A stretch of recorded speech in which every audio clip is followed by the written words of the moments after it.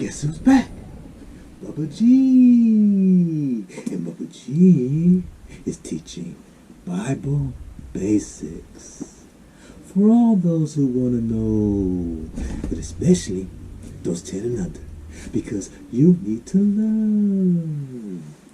In the last videos, we were talking about Moses. Moses, yes, on Mount Sinai. Remember? And God came and he spoke with him on the mountain. Yes, Moses was up there for 40 days and 40 nights.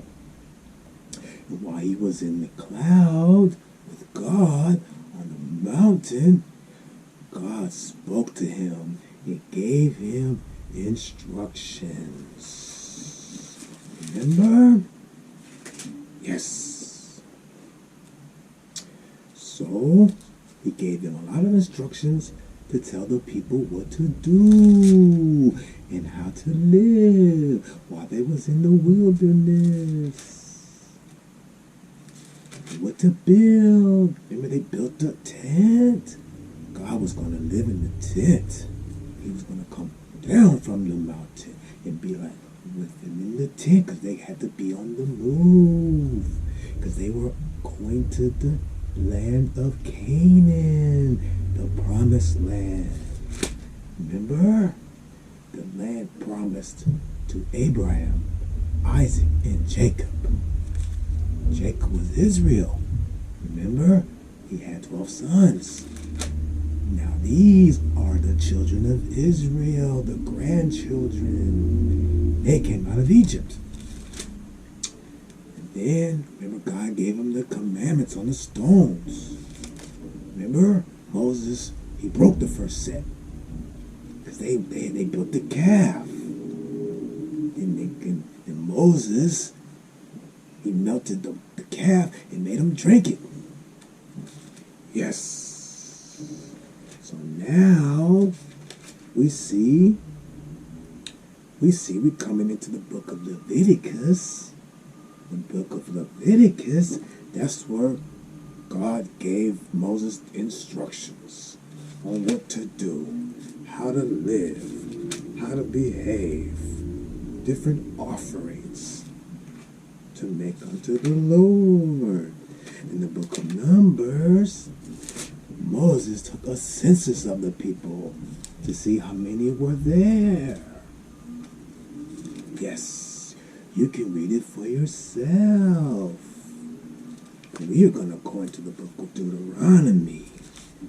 Yes, the book of Deuteronomy, now you see them. See the children of Israel starting to have wars because they had to fight. They had to fight for their land. On the way, there were enemies, so they had to fight. Yes, just like you have to fight.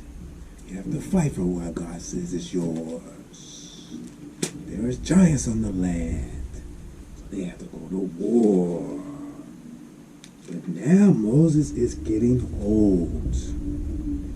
He's about to die. So someone is going to have to take his place.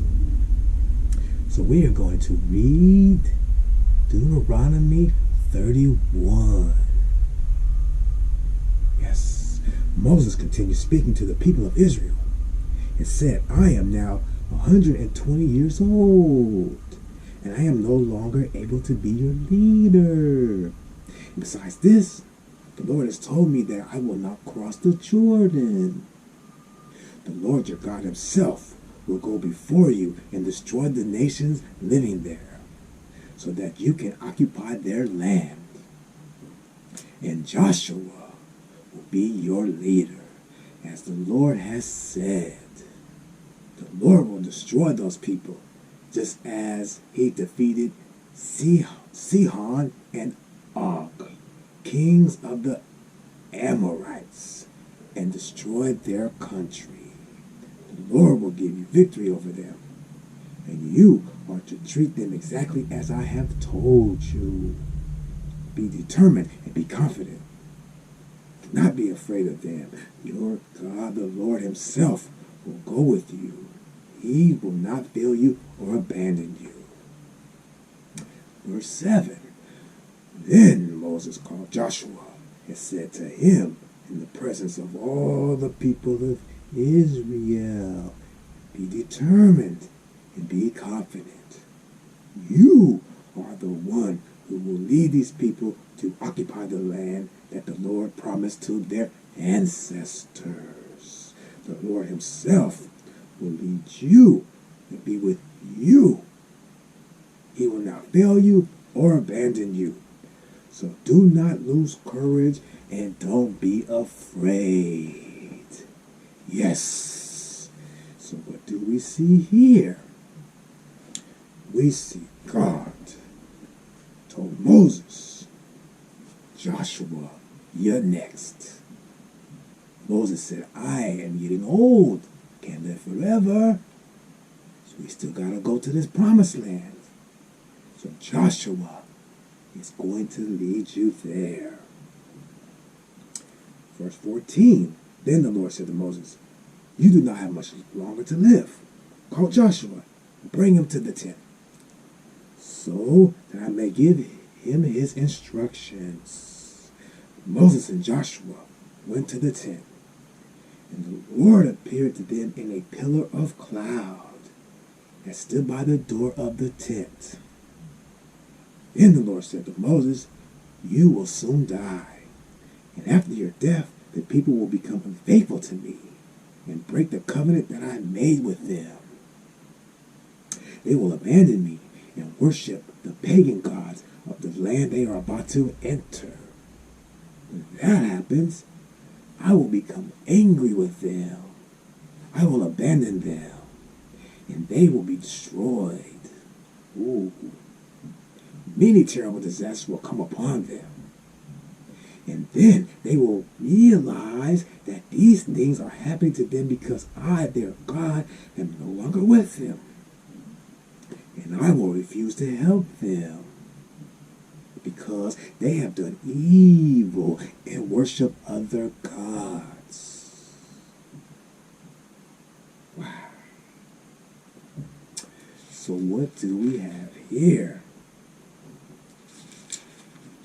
God said these people are going to worship other gods, and I am not going to be with them.